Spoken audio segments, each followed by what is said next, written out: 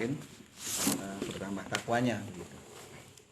Yang kedua, sholawat dan salam tak lupa kita sampaikan atas kita Nabi Agung Nabi Muhammad sallallahu alaihi wasallam, para keluarganya, para sahabatnya, dan semua pengikutnya yang istiqomah. Di depan saya bacakan ya salah satu firman Allah. Ini surat Al-Furqan. Al-Furqan ayat 30 ya.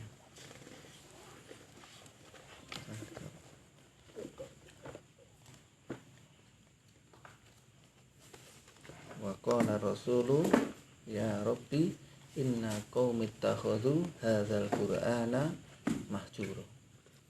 Ayat ini Allah Subhanahu wa taala menyampaikan dalam surah Al-Furqan ayat 30, berkatalah Rasul mengadu kepada Allah Subhanahu wa taala, ya Rabbi, ya Rabb kami, ya Tuhanku, inna qaumi ittakhadhu hadzal qur'ana mahjura. Jadi sesungguhnya umatku itu terhadap Al-Quran itu mereka mahjuro atau abai. Nah, di sini yang perlu kita garis bawahi adalah kata-kata atau kalimat mahjuro. Jadi mahjuro itu ya penyakit yang bisa menimpa kita semua. Meskipun ayat ini berkaitan dengan ketika Rasulullah itu berdakwah di Mekah itu, orang-orang kafir Quraisy itu memusuhi beliau gitu ya. Sehingga Allah itu mengadukan kepada Rasulullah itu mengadukan kepada Allah Subhanahu wa taala atas penentangan yang dilakukan oleh kaumnya.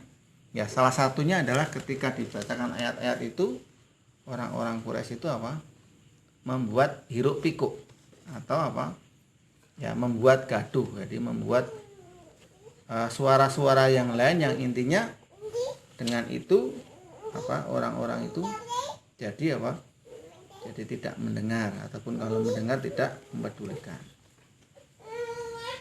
Nah, mahjura itu kalau dalam arti kalimat atau kata itu sesuatu yang diabaikan. Nah, kita perlu muhasabah begitu. Arti mahjura ini menurut beberapa kesimpulan dari beberapa ulama tafsir. Nah, yang pertama yang dikatakan mahjura itu tidak mau mendengarkan Al-Quran. Nah, ini sebagaimana yang disampaikan Rasulullah tadi dalam surat Fussilat itu, wa qala alladziina kafaru la tasma'u li hadzal qur'ani walghaw fihi la'allakum taghlibun. Orang-orang kafir itu berkata, janganlah kamu mendengarkan dengan sungguh-sungguh akan Al-Qur'an dan buatlah hiruk pikuk terhadapnya. Fussilat ayat 26. Jadi waktu itu orang-orang kafir itu membuat hiruk pikuk, membuat keramaian supaya ayat ini tidak didengar. Nah, ini menjadi evaluasi kita. Nah, kenapa? Jadi kita itu lebih senang mendengarkan ayat Al-Quran atau lebih senang dengan suara yang lain begitu. Mungkin diawali dari rumah kita. Rumah kita itu kita lopo. Dangdut campur sari ya. Maka sing dihafalke ya itu dangdut campur sari. Wong kita rasa nyetel aja campur sari itu hafal, lagu-lagu itu banyak hafal karena sering mendengar. Jadi begini, kalau kita itu terbiasa mendengar sesuatu yang itu kita dengar berkali-kali, itu awalnya memang tidak nyaman, tidak suka gitu. Tapi begitu sering mendengar akhirnya menikmati. Enak.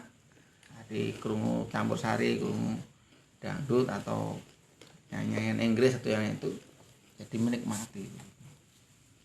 Nah, jangan sampai kita itu lebih menikmati itu daripada mendengarkan Al-Qur'an. Kalau kita itu lebih menikmati itu, berarti kita termasuk mahjuro ini, mengabaikan Al-Qur'an. Saya tidak melarang ya dengan mendengarkan selain Al-Qur'an, tidak melarang. Cuma jangan sampai itu menjadikan mengalahkan dengan musik-musik atau yang lainnya.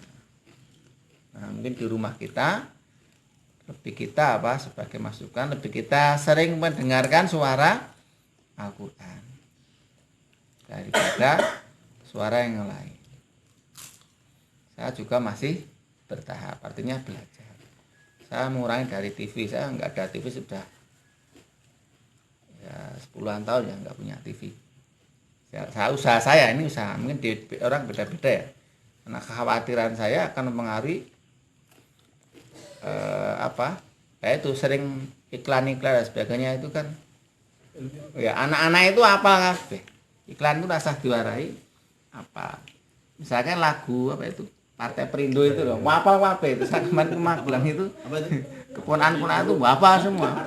Partai Perindo ya apa semua. Mars Perindo. Hafal semua anak-anak itu. Orang mudeng hafal.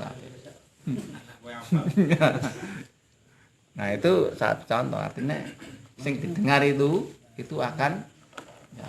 Nah, kalau kita pengen menghafal Al-Qur'an, ya kudunya sering disetelke Al-Qur'an. Nah, mungkin jadi masalah ketika kita itu ngurunge kok panas ya, ini masalah. Dengar bacaan Quran kok panas ya, ini kan jadi masalah. Jadi harusnya bacaan Al-Qur'an itu kan menjadikan kita itu apa? Ya, bergetarlah hati kita sebagaimana dalam surat Al-Anfal ya. Innamal mu'minuna alladzina idza dzukirallahu wajilat qulubuhum wa idza tuliyat alaihim ayatu zadatum iman.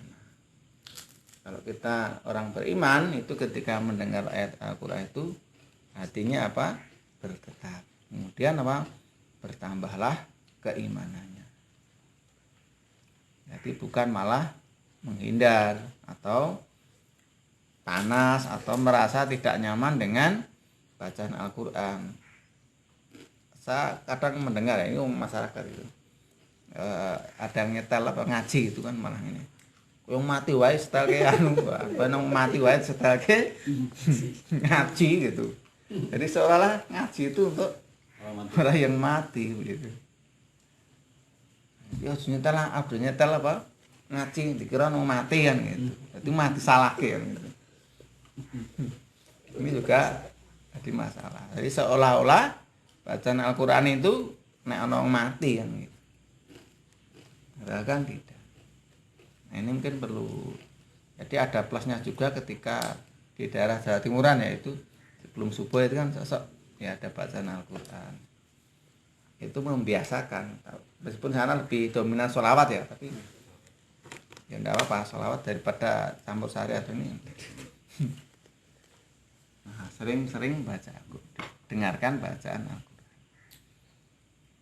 Nah, untuk menikmati itu ya butuh proses. Mungkin diawali dari kita mungkin minimal sing muter HP itu saya kira ada nyetel golek Mister Rosid atau Muhammad Tuhar apa kan ada, tinggal ketik nanti muncul kan. Cuma kita masalahnya ketika yang nyetel itu tetangga kita. Rata-rata ya sing penggemar itu nyetel itu nyanter banget ya. Des itu keras banget ya. Gini koploan. Kadang di mobil aja ya, ada sing mah diantarke kon njaba ban terbang itu ya, itu kan juga jeduk-jeduk. Nah, di rumah kita usahakan apa? Sekarang fasilitas itu ada ya. Artinya HP iso banyak lah, tergantung kita biasakan. Nah, ini secara langsung itu akan apa? Melatih anak kita untuk membiasakan mendengarkan bacaan Al-Qur'an. Bahkan ketika masih dalam kandungan aja kan dianjurkan apa? sering diperdengarkan bacaan Al-Qur'an. Biar nek wis metu dari rahim itu yo krungu bacaan Al-Qur'an itu bisa menikmati. Nah, ini yang pertama yang kita waspadai, jangan sampai kita itu ya tidak suka ataupun tidak nyaman dengan mendengarkan bacaan Al-Qur'an. Kalau kita ikut tidak nyaman ya berarti kita ya terkena penyakit mahjurah tadi. Nah, kemudian yang kedua, indikator mahjurah itu adalah tidak mau membaca Al-Qur'an. Nah, Allah Subhanahu wa taala mengingatkan kita dalam surat Al-Waqiah 77 itu ya. Innahu laqur'anun karim fi kitabim maknun la yamassuhu ilal mutahharun. Jadi sesungguhnya Al-Qur'an ini adalah kitab yang mulia. Fi kitabim maknun, atau kitab yang terpelihara, artinya Allah yang menjaganya. La yamassuhu ilal mutahharun, tidak ada yang menyentuhnya selain hamba-hamba yang disucikan. Ini yang perlu kita evaluasi juga, sejauh mana interaksi kita atau kita itu membaca Al-Qur'an. Nah, kita membuat apa itu amal yaumah itu dalam rangka apa? Dalam rangka memantau, kita jadi tahu sejauh mana peserta yang ikut di sini itu kedekatannya dengan Al-Qur'an. Tahu tilawah, jadi kita perlu memotivasi masalah tilawah. Kita target itu apa? Ya supaya kita dekat dengan Al-Qur'an. Nah, ini yang perlu kita evaluasi, diri kita sudah rutinkah kita itu membaca Al-Qur'an. Berapa lama kita itu betah membaca Al-Qur'an. Karena setan itu akan menggoda kita lagi itu sealaman wis ya ngantuk, angop, kemudian apa? HP berbunyi. Atau yang lainnya itu termasuk godaan dari setan. Nah, untuk membiasakan ini perlu dipaksa. Jadi kita paksa atau kita membuat target diri kita upayakan waktu-waktu yang kita harus kita melonggarkan atau meluangkan. Nah, sak selane kita pasti tidak akan tidak akan selo gitu. Karena urusan dunia ini rane enteke itu kan. Tidak ada habisnya. Nah, yang menjadi kekhawatiran kita bukannya kita itu malas membaca Al-Qur'an gitu ya, tetapi Al-Qur'an yang tidak mau kita pegang, yang tidak mau kita baca gitu. Kenapa tidak mau? Karena hati kita yang tidak bersih. Sebagaimana ayat tadi, bahwa yang bisa menyentuh Al-Qur'an, bisa mendekat Al-Qur'an itu adalah yang disucikan. Berarti hatinya yang bersih. Utsman bin Affan itu kan mengatakan, jika seseorang itu hatinya bersih, maka dia itu tidak akan bosan untuk membaca Al-Qur'an. Nah, awake dhewe nek selembar kok wis berat, nah itu mungkin menjadi evaluasi kita. Nanti kita biasakan duduk itu bisa, sekali duduk itu bisa lama baca Al-Qur'an. Ya kalau di hari biasa ya entah berapa sesuai dengan ya kemampuan kita. Di situ targetnya berapa? 4 lembar itu ya. Cuma 2 lembar ya. 2 lembar ya. Sekali duduk itu kudune betah, gorong lembar masa ora betah nggih.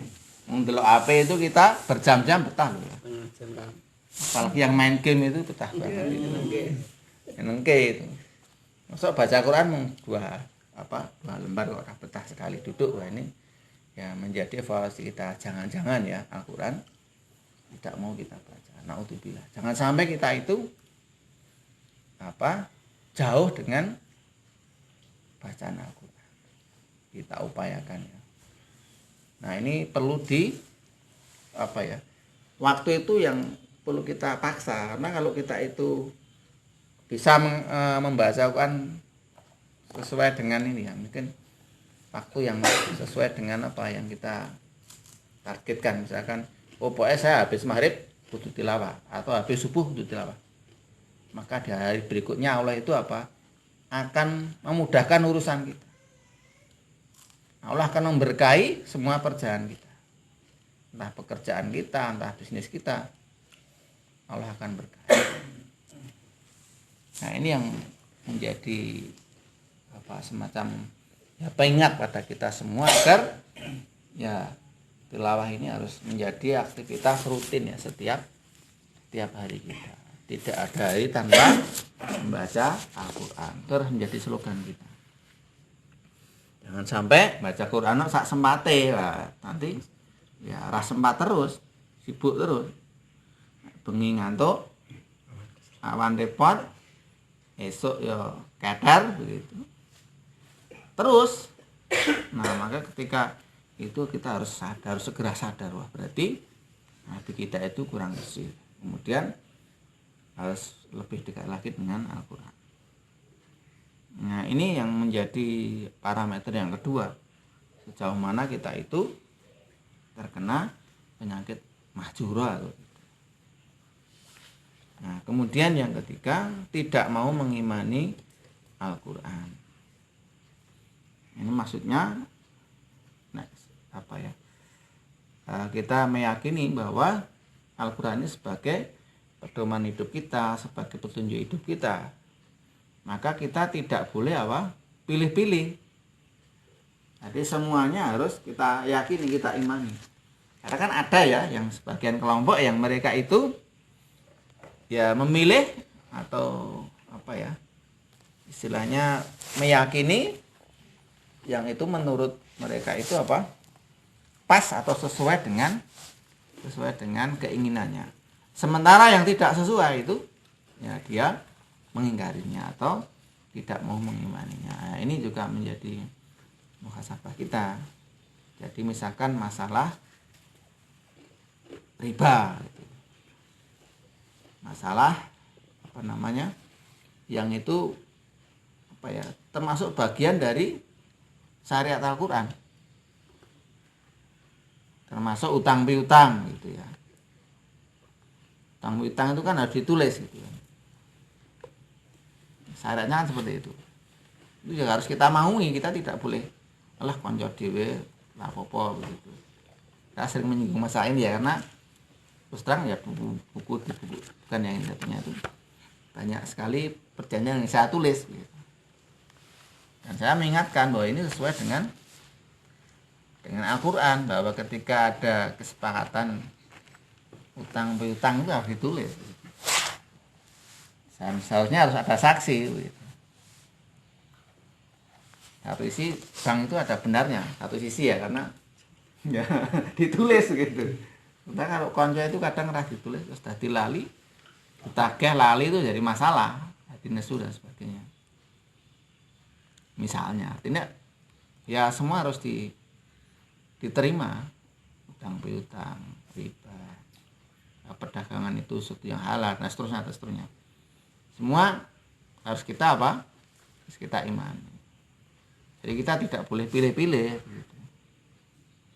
Jadi nyangkut masalah yang itu tidak mau, jangan sampai. Harus semuanya kita terima karena itu adalah firman Allah, petunjuk hidup kita. Kalau kita ingin selamat harus diterima semuanya, tidak boleh pilih-pilih tadi. Nah, kemudian yang keempat, indikator bahwa seseorang itu mahjura atau tidak ini tidak mau mengkaji dan mentadaburi isi Al-Quran. Nah, ini kalau baca saja kita rasa-rasen, apalagi mentadaburi. Saya kira mentadaburi atau mengetahui atau mengkaji isi Al-Quran itu sarannya sekarang itu banyak sekali ya. Ini kan ikut pengajian itu di masjid ada, YouTube ada, kitab tafsir juga ada. Kan itu fasilitas ya. Ini tergantung kita itu duwe karep apa ora kan gitu. Kita punya niat itu saya yakin rungokke pengajian penak wae gitu. Nek ora sempat YouTube kan tinggal ketik ya. Tafsir surat apa gitu kan bisa. Atau tafsir aja sekarang itu di HP juga ada ya. Tinggal ngetik aja ya tafsir misalnya Jalalain atau Ibnu Katsir atau Said Qutb itu tinggal ketik udah muncul semua. Nah, jangan sampai kita itu ya keder membuka WA ya atau membuka media sosial, Facebook dan sebagainya. Sementara isi Al-Qur'an tidak sempat. Ini juga menjadi perenungan kita. Jadi sekarang yang mungkin yang gejala di kalangan umat Islam itu kan HP itu ya, betul-betul menjauhkan betul dari Al-Qur'an. Wong liko aja mak dolan HP ya ada.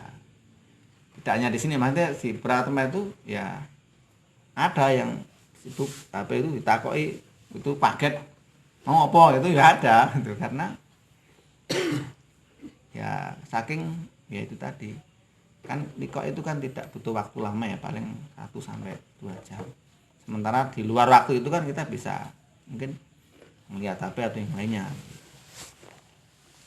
Nah, ini mungkin menjadi pengingat kita semua agar kita ya mau mengetahui isi Al-Qur'an.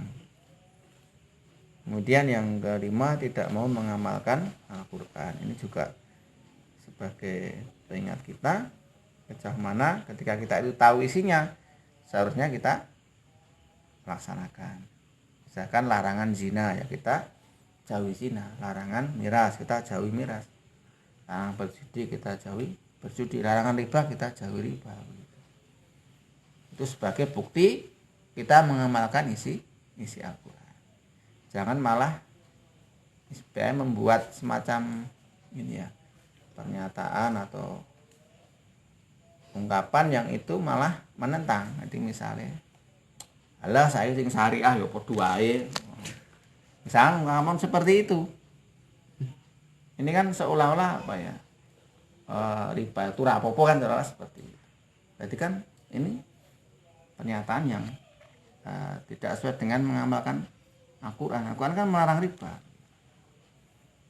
Intinya ya kita berupaya mengamalkan itu adalah larangan ya, kita tinggalkan gitu. Kita tidak usah nerung iso nglakoni ya bilang aja, berproses kan gitu, tidak usah menentang kan gitu.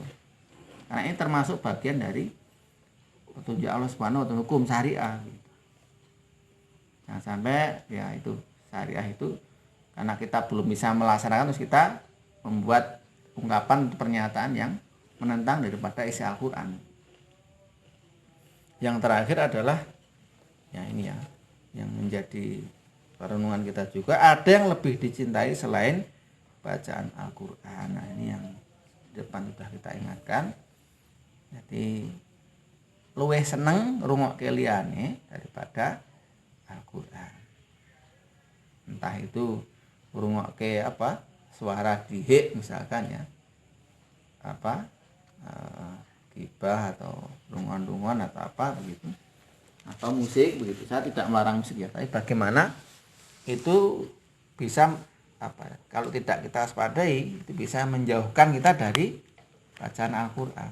Jadi lebih senang mendengarkan yang selain Al-Qur'an, mendengarkan musik lebih senang, mendengarkan apa suara-suara burung mungkin ya, penggemar burung itu ngoke manuk itu lebih senang daripada ngoke suara Al-Qur'an ya.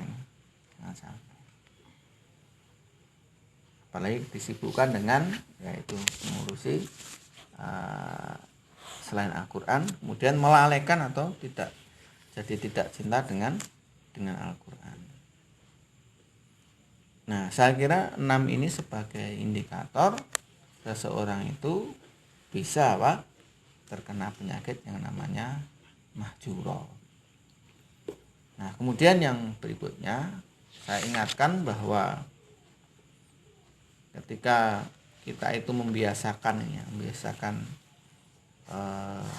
berinteraksi dengan Al-Qur'an, misalkan tilawah atau membaca Al-Qur'an, itu sebenarnya kembalinya kepada apa?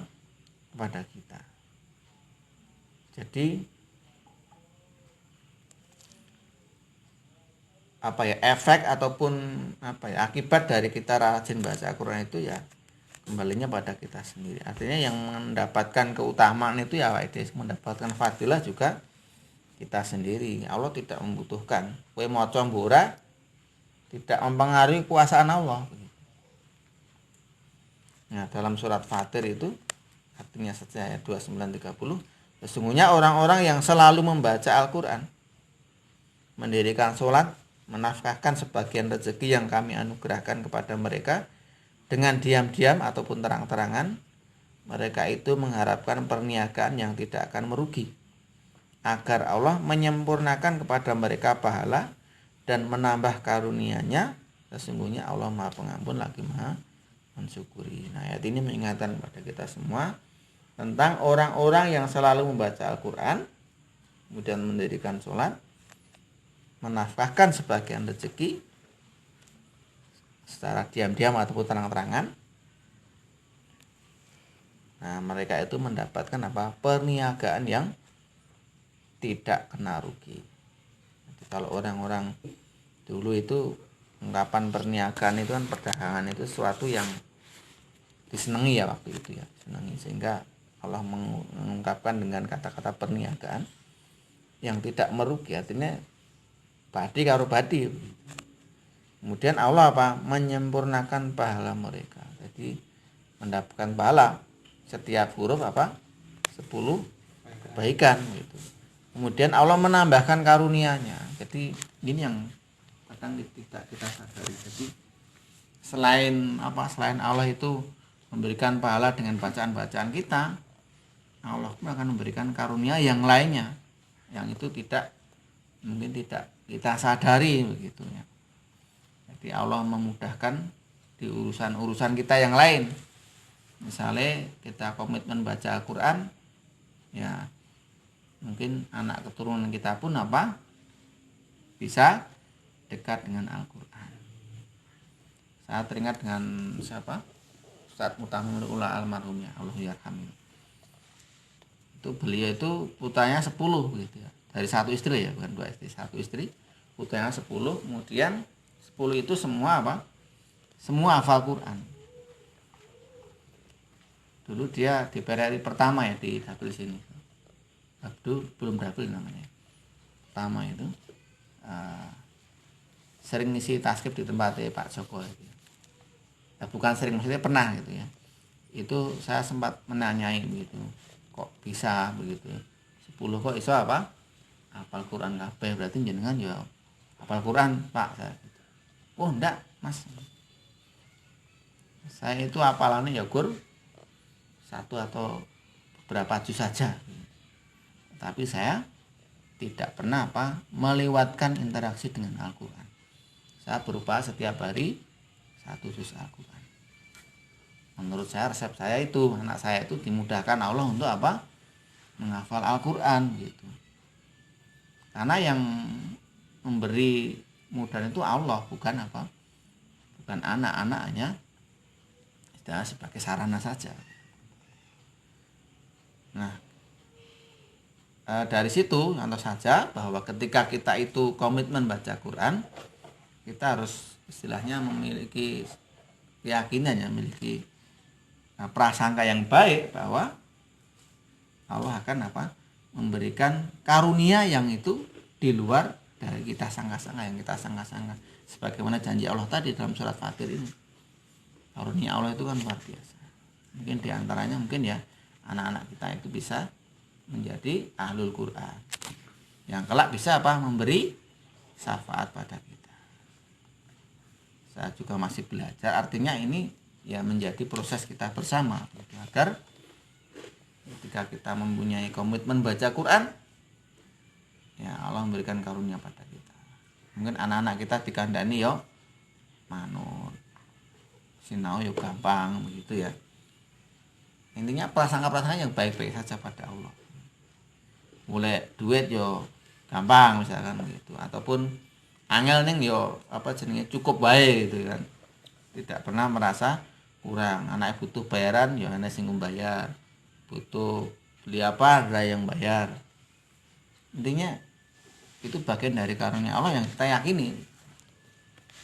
Nah, semoga dengan komitmen kita baca Quran itu atau interaksi kita dengan Al-Quran, Allah memberikan kemudahan pada kita, memberikan keberkahan pada kita.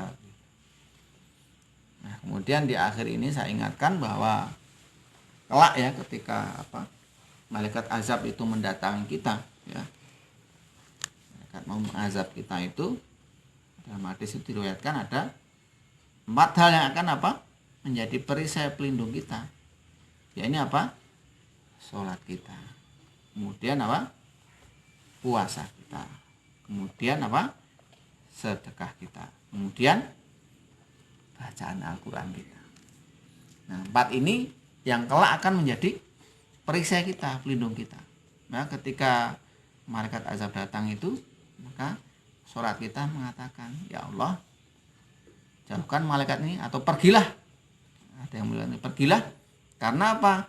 Karena ketika di dunia dia itu selalu menjagaku. 5 waktu selalu jamaah. Menambah dengan sunnah. Kemudian puasa juga seperti itu. Ketika malaikat azab datang, puasa ini mengusir begitu. Pergilah begitu. Karena ketika dia di dunia itu selalu apa? Menjalani puasa Ramadan. Ditambah dengan puasa-puasa sunnah. Kemudian sedekah juga seperti itu. Sedekah mengatakan, pergilah. Karena apa? Waktu di dunia dia itu denganku, harta itu apa? Dia infakkan. Dia berikan kepada yang membutuhkan untuk fisabilillah, wakaf dan sebagainya. Sehingga itu menjadi pelindung. Dan yang terakhir bacaan Al-Quran. Bacaan Al-Quran juga akan mengusir malaikat azab. Dia waktu di dunia setiap hari apa? Membacaku. Setiap hari mendengarkanku, setiap hari mengamalkan apa yang ada dalam diriku. Maka bacaan Al-Quran kita ini kelak akan menjadi pelindung kita. Jadi ketika kita membiasakan itu, kita harus meyakini itu bahwa kelak bacaan yang kita baca itu selain menjadi pahala baik kita, karunia pada Allah, dari Allah, maka kelak akan menjadi perisai kita, pelindung kita. Jangan sampai kita itu tidak punya pelindung gitu, karena kelak semua tergantung pada amalan kita. Nah, dengan bacaan Al-Quran ini semoga Allah menjadikan kita itu terlindungi dari azab Allah Subhanahu wa taala. Nah, saya kira itu yang perlu saya ingatkan pada malam hari ini. Ya, intinya bagaimana kita itu jangan sampai termasuk mahjurun tadi, abai terhadap Al-Quran. Karena apa? Rasulullah sendiri sampai mengadukan ya pada Allah tentang bagaimana orang-orang terdahulu itu, orang-orang zaman Rasulullah itu apa? Mengabaikan Al-Quran, bahkan menghalang-halangi dengan bacaan-bacaannya yang lain. Nah, sekarang kan dengan suara-suara ini ya apa? Musik atau yang lainnya itu ngalahke kan sekarang itu. Jadi kurung ngaji itu wah mau mati, malah seperti itu. Bukan apa ya? Bukan sesuatu yang apa ya, yang itu harusnya menambah keimanan, mengingatkan gitu kan. Nah, ini mungkin butuh proses ya untuk membiasakan, mungkin di masjid-masjid atau di surah atau apa yang bacaan Al-Quran itu sering diperdengarkan, mungkin di pengeras itu ya. Bahkan sebagian dari ya wong masjid juga itu malah tidak sepakat dengan ketika apa baca Al-Quran pakai pengeras itu malah apa dilarang, itu berbeki katanya gitu. Sementara campur sari malah apa ya dinikmati kan. Ini jadi masalah. Aktivis masjid kok malah apa kurung Al-Quran dianggap berbeki. Nah, ini kan masalah itu.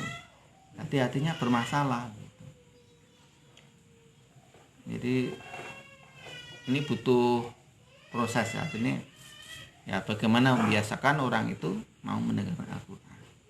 Jadi iso dianggap itu tadi wong mati dianggap berbeki. Ya, ini pernyataan-pernyataan yang sing ngungkape malah ya wong Islam dhewe. Malah dari wong masjidan juga. Kalau saya nganggap baca Quran pengeras itu bid'ah, malah ada seperti itu. Saat durungnya adzan misalkan, ada yang menganggap itu tidak dicontohkan ya, ini malah jadi nek dengan bacaan Al-Quran mah dianggap tidak ada yang mencontohkan, sementara krungu campur sari dia itu malah yo seneng-seneng wae menikmati, ini jadi masalah. Naudzubillah, kita jangan sampai seperti itu. Jadi menganggap permasalahan itu jangan parsial, jadi harusnya keseluruhan gitu. Saat kafah. Nah, semoga ini sebagai tadkirah pada kita semua agar kita lebih dekat dengan Al-Quran. Ada benarnya dari Allah, ada salahnya saya mohon maaf. kembalikan. Assalamualaikum warahmatullahi wabarakatuh.